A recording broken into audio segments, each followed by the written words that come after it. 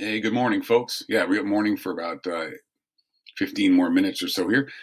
I just want to quickly talk to you about the rhetorical analysis essay that I just put into Classroom about half an hour ago or so. Um, this is going to be our project, our work for the next couple of weeks, really trying to assess how well we've learned this rhetorical analysis business and giving us a chance to work on some writing. So just quickly looking through the assignment to help clarify things. So go to Google Classroom and open up. It's called the LPR Rhetorical Analysis Essay Assignment, as you can see. And here it is. When you click it open, this is what you'll find. So really, the assignment is to choose one of the passages that I've linked, and you'll see them on the second page. There's the passage links. So here, wait a second. Let me get my flashlight here. Okay, the assignment is choose one of the passages prompts from below and write a 2 or 3 page, so 2.5 page rhetorical analysis of the piece, including at least one quote from the text per body paragraph. Now, these don't have to be long quotes. We're going to talk in class about how to embed quotes in ways that's more effective than putting in a huge quote and just saying, here's what the writer means. That's not a very effective method of quote integration. So we're going to look at how to do that more effectively. So as you read and prepare, think about the elements of rhetoric we have identified. So remember in class we talked a lot about the rhetorical situation. So as you read this piece, what's the situation of the writer? Who is he or she addressing? Who's the audience? What's the purpose? What's the problem they're trying to address? And so where are they positioned regarding this issue and this audience they're trying to persuade? That's the rhetorical situation.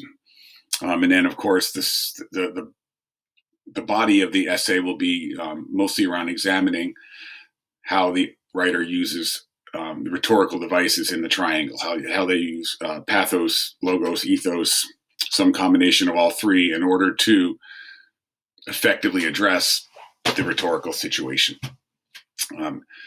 And finally, finishing paragraph, kind of an overall conclusion evaluation, how well you thought the rhetoric was used, how effectively it convinced the audience or whoever of the writer's purpose and that kind of thing. So your overall evaluation will kind of finish this off. So, and then I below put some instructions your essay should include, an opening paragraph with a solid thesis statement where you state what is happening. And I give an example of a good thesis. In his Atlanta exposition speech, Booker T. Washington employs a mix of rhetorical devices in his attempt to persuade wealthy white Southerners to invest in what he calls Negro labor. But the pathos which invokes the shared history of Black and white Southerners is most effective. So here I've basically given a thesis saying, Booker T employs a series of rhetorical devices to make his point, to address his audience, to get hopefully what he wants out of his audience. But most effective is the pathos where he invokes this sort of shared history that Southern Blacks and whites have.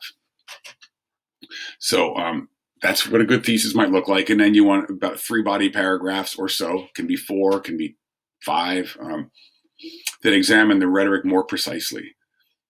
Organize these by the rhetorical situation and devices. So your paragraphs might, you might have one looking at how pathos is used and one looking at how ethos is used.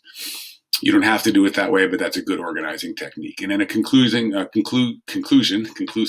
paragraph that answers number 3 above, which is that overall evaluation piece.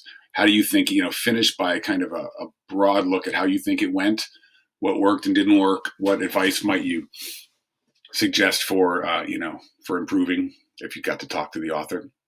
So we're going to work on these in class, and they're going to be finally due on November 9th.